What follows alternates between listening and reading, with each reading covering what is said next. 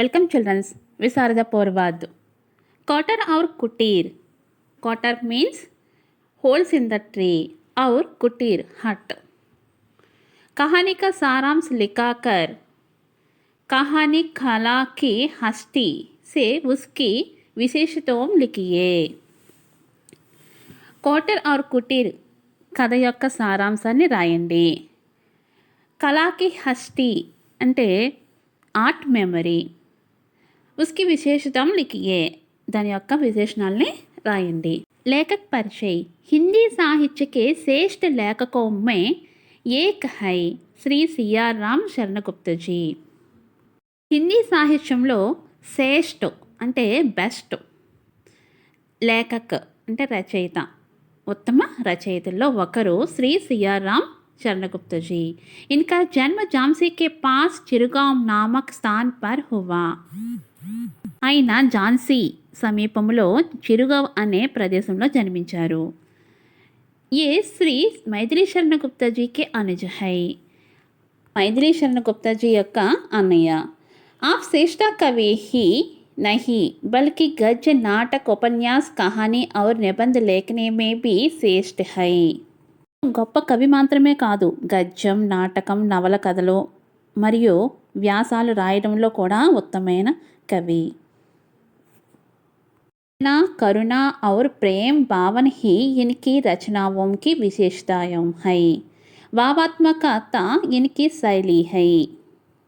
వేదన, కరుణ మరియు ప్రేమ భావన మాత్రమే ఆయన యొక్క రచనలు విశేషతాలు। భావాత్మకం ఇనికి శైలి హై। భావాత్మకత అంటే ఎమోషనల్ అతని యొక్క శైలి।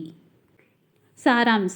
सियाराम शरण गुप्ता जी की श्रेष्ठ कहानियों में एक है कोटार और कुटीर। सियाराम शरण गुप्ता जी యొక్క బెస్ట్ కహానీలో ఒకటి कोटार और कुटीर।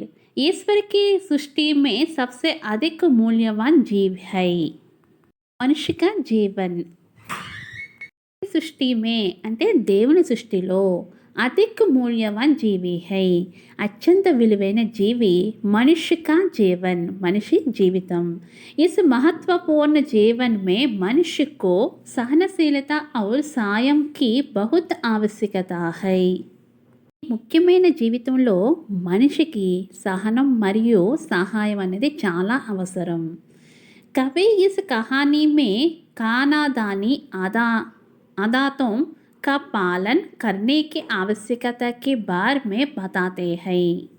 इस कहानी में कवि ఈ కహానీలో ఈ కథలో కానాదాని ఆడాటం का पालन करने की, కానాదాని అంటే కానాదాని ఆడాటం అంటే కుటుంబ అలవాట్లు, కా పాలన కర్నేకి అనుసరించుట అవసరం, ఆవశ్యకత అంటే అవసరం, బారే మే బతాతే హై గురించి చెప్తున్నది। ఈ కథలో కుటుంబ అలవాట్లను అనుసరించుట అవసరం గురించి చెప్తుంది।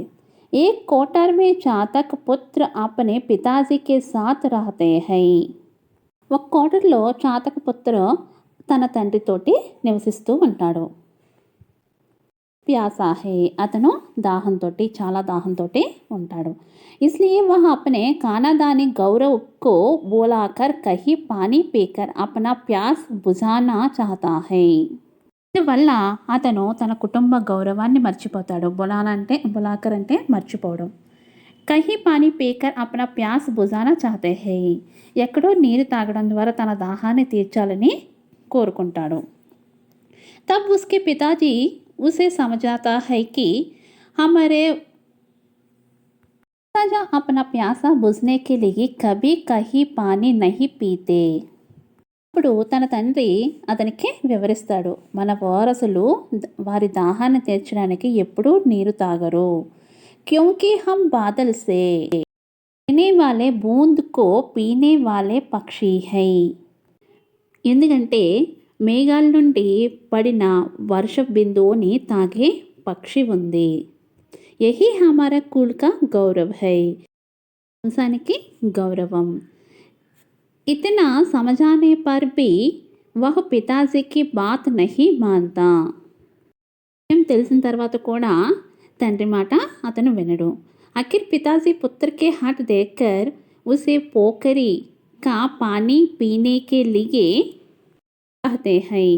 అన్ని తర్వాత పితాజీ పుత్రకే హాట్ దేకర్ తండ్రి కొడుకు గుడిసెను చూచిన తర్వాత ఉస్సే పోకరి కా పానీ పీనేకే లియే కహతే హై అతను పోకరి నీరు తాగమని అడుగుతాడు. లేకిన్ వహ్ పోకరి కా గంధ పానీ పీనా నహీ చాహతా. అతను పోకరి అంటే గంధ పానీ అంటే మురికి వాటర్ని తాగడానికి ఇష్టపడడు. పాస్ మే బహనే వాలి గంగా కా పానీ పీనా చాహతా హై. సమీపంలో ప్రవహించే గంగా నీటిని తాగాలి. गंगा की ओर जाते समय रास्ता में बुद्धादन नामक एक गरीब आदमी कुटीर में रहता है. నదికి వెళ్ళే దారిలో బుద్ధాన్ అనే ఒక పేదవాడు ఒక గుడిసెలో నివసిస్తున్నాడు. ఉస్కే घर के पास के पेड़ पर छत्रक पुत्र भी बैठा जाता है. కూడా తన ఇంటి దగ్గర చెట్టు మీద కూర్చున్నాడు. 25 साल के बुद्धन को 15 साल वर्ष को गोकल नामक एक लड़का है. బుద్ధన్కు 15 సంవత్సరాలు 16 సంవత్సరాల గోకులు అనే ఒక బాలుడు ఉన్నాడు. वह काम पर जाकर खाली हाथ से बड़ी देर के बाद वापस आता है. చాలా ఆలస్యం తర్వాత ఖాళీ చేతులతోటి పనికి వస్తాడు. ఉసే ఉస్ దిన్ మజదూరి నహీ మిలి. ఆ రోజు అతనికి వేతనం అంటే జీతం రాలేదు. ఉసే రూపాయోం సే 12 ఏక్ బటువా మిల్తా హై. బటువా అంటే పర్సు. దారిలో అతనికి డబ్బులతో నిండిన ఒక పర్సు దొరుకుతుంది. ఉసే మాలూమ్ హైకి వహు బటువా మెహతా కా హై. తెలుసు ఆ పర్సు మెహతాదని. మెహతాకు తలాస్ కర్కే ఉస్సే బటువా కో దేతా హై. పర్సు తీసుకుని వెళ్ళి మెహతాకి ఇస్తాడు. మెహతా ఉస్కో రూపాయో దేనా చాహతా హై. మెహతా అతనికి డబ్బు ఇవ్వాలనుకుంటాడు. लेकिन गोकुल रुपये लेने मना करके कहते हैं कि मैं मुफ्त के रुपये ना लूँगा. కానీ డబ్బు తీసుకోవడానికి నిరాకరించాడు. నేను ఉచితంగా డబ్బును తీసుకోను అని చెప్తున్నాడు. Gokul అపని పితాజీ say sorry బాతం బతాతా high. గోకులు తన తండ్రితోటి ఈ విషయం అంతా కూడా చెప్పాడు. పుత్రికి బాతం సే పితాజీ గడ్గడ్ హో జాతే హై. మాటలు విన్న తండ్రి కోపంతో ఉంటాడు.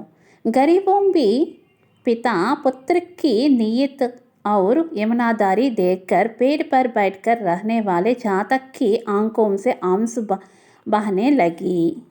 పేదరికంలో కూడా తండ్రి మరియు కొడుకుల యొక్క ఉద్దేశాలను మరియు నిజాయితీని చూసిన చెట్టు మీద కూర్చున్న చాటక్ కళ్ళ నుండి కన్నీళ్లు ప్రవహించడం ప్రారంభించాయి. चातक पुत्र मन बदलाकर गंगा की ओर उड़ना छोड़कर अपने स्थान पर पहुंचता है.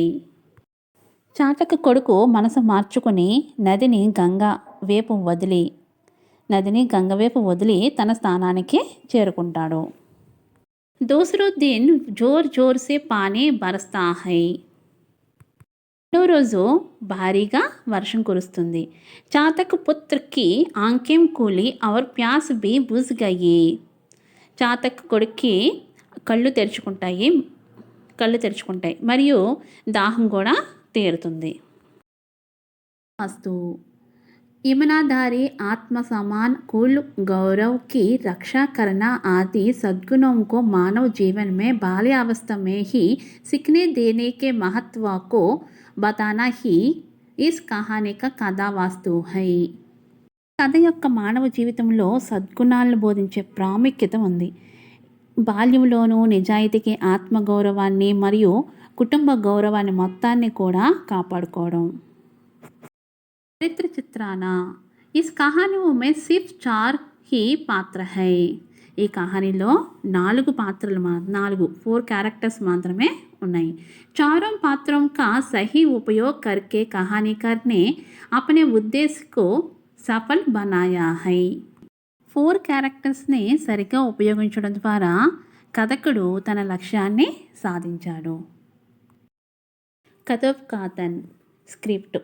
पिता की बात मनाकर यमुनाधारी से रहने वाले गोकुल के व्यवहार से चातक पुत्र भी अपने कुल गौरव की रक्षा करना चाहता है।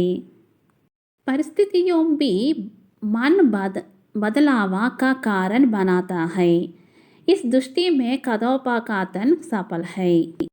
తండ్రి ప్రవర్తన ద్వారా గోకుల ప్రవర్తన నిజాయితీగా ఉన్నందున చాతక్ కుమారుడు కూడా తన కుటుంబాన్ని రక్షించాలని కోరుకుంటాడు.